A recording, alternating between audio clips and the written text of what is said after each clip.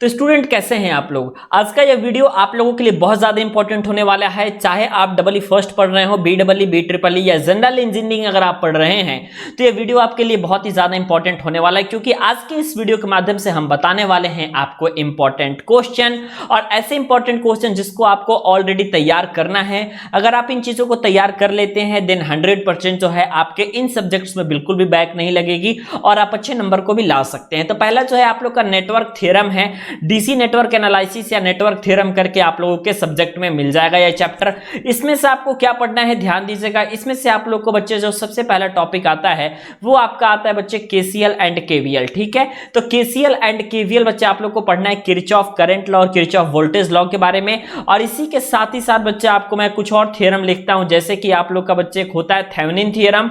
Thevenin theorem के बाद आपका आता है बच्चे यहां से नॉर्टन थ्योरम। नॉर्टन थ्योरम के बाद आप लोग का आता है बच्चे यहां से सुपरपोजिशन थ्योरम। और उसके बाद बच्चे आप लोगों से जो पूछा जाता है जो सबसे ज्यादा इंपॉर्टेंट है वो है आपका मैक्सिमम पावर ट्रांसफर थ्योरम। ठीक है, तो यहां पे आप लोगों को जानना यह है कि आपको जो है कितनी चीजों को पढ़ना है और ऐसे कौन कौन सी चीजों को आप पढ़ेंगे ताकि जो है आप पास हो सकते हैं। ठीक है, अब डीसी नेटवर्क थ्योरम में आपको एक काम करना है, चाहे आप अच्छे तरीके से केसीएल लगाना सीख जाइए या आप अच्छे तरीके से किसी सर्किट में केवीएल लगाना सीख जाइए। ठीक है, इसके अलावा जितने सारे थ्योरम है, चाहे वो आपके थेवेनिन थ्योरम हो, चाहे नॉर्टन थ्योरम हो, चाहे सुपरपोजिशन थ्योरम हो, ठीक है, इन तीनों थ्योरम को क्या करना है आप लोगों को कि इन तीनों थ्योरम के स्टेटमेंट को याद कर लेना है। ठीक है, यानी कि ये आपका थ्योरम कहता क्या है, इसका मेन स्टेटमेंट क्या होता है, इसके बारे में आप लोग को बच्चे स्टडी कर लेना है। ठीक है, उसके अलावा मैक्सिमम पावर ट्रांसफर थ्योरम का क्या बोला जाता है, आपका पूरा स्टेटमेंट, और लोड के क्रॉस कब आपकी मैक्सिमम पावर डिलीवर्ड होती है उसका फॉर्मूला,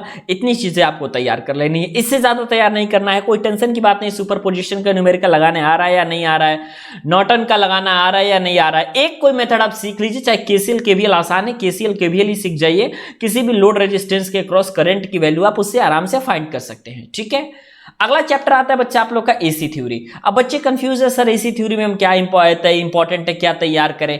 एसी थ्योरी में आप लोग को जो सबसे पहले और सबसे ज्यादा मोस्ट इंपॉर्टेंट है वो आप लोग का पावर फैक्टर से रिलेटेड आपके टर्म तैयार करने हैं। ठीक है, पावर फैक्टर cos फाई से रिलेटेड आप लोग के टर्म तैयार करना है। इसके अलावा आप लोगों को जो तैयार करना है जो मोस्ट इंपॉर्टेंट है बच्चे, ये आपका रेजोनेंस का कंडीशन। ठीक है, अनुनाद की स्थिति कब होती है। अब रेजोनेंस वाले में क्वेश्चन कैसे पूछा जाता है, तो किसी साल आप लोगों का सीरीज रेजोनेंस पूछा जाएगा और किसी साल आपका पैरेलल रेजोनेंस पूछा जाएगा। ठीक है, लेकिन रेजोनेंस से जो क्वेश्चन है वो 100% आप लोग का पूछा ही जाना है, इसमें कोई दो राय नहीं है।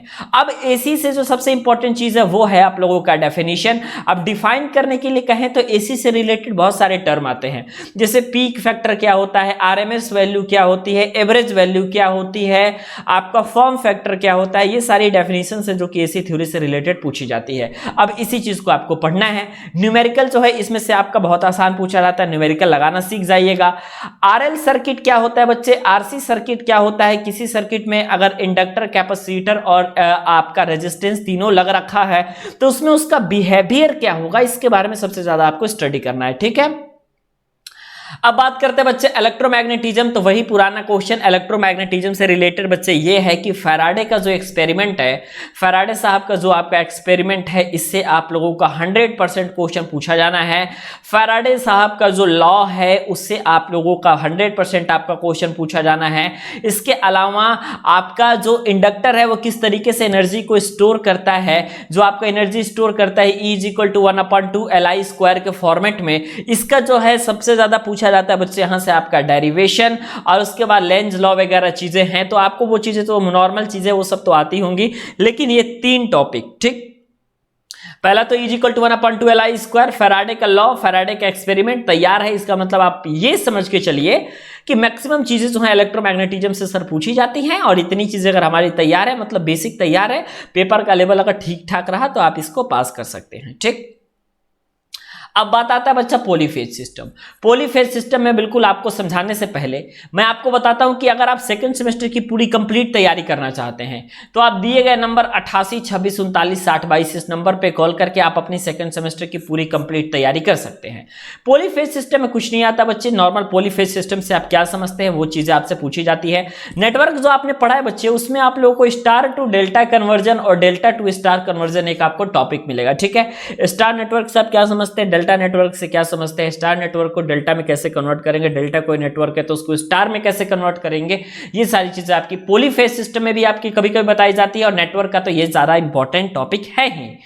उसके बाद आती है बच्चा आपके बैटरी की टॉपिक। बैटरी की टॉपिक में आप लोग को मैं बताऊं तो बैटरी के मेंटेनेंस से ज्यादा क्वेश्चन पूछा जाता है। इसके अलावा बैटरी की चार्जिंग एंड डिस्चार्जिंग की इक्वेशन पूछी जाती है कि बैटरी के चार्जिंग एंड डिस्चार्जिंग की आप इक्वेशन बताओ। लिथियम आयन बैटरी किसे कहते हैं, ठीक है। आपका लेड एसिड बैटरी से आप क्या समझते हैं। तो ये सारी चीजें जो है आपकी बैटरी से रिलेटेड आ जाती हैं, ठीक है। अगर आप बहुत सारे सेल को अगर आप कंबाइन करते हो, मतलब संयोजित करते हो, चाहे सीरीज में संयोजित करो या पैरेलल में संयोजित करो, तो ओवरऑल आपका किस तरीके से सेल का इंटरनल रेजिस्टेंस मापने का काम आता है। बहुत सारे क्वेश्चन आप लोग के बैटरी से पूछे जाते हैं, ठीक है। तो मिनिमम मैं बता रहा हूं बच्चों कि इतनी चीजें आपको तैयार करनी पड़ेगी। अगर मिनिमम आपने इतनी चीजें तैयार कर ली तो इतना याद रखिएगा कि एटलीस्ट जो है आपका बैक नहीं लगेगा। तो मिनिमम जो है आप लोग को इतनी सारी चीजों को लेकर के चलना है। वीडियो कैसी लगी आप एक बार कमेंट करके हमें जरूर बता दीजिएगा।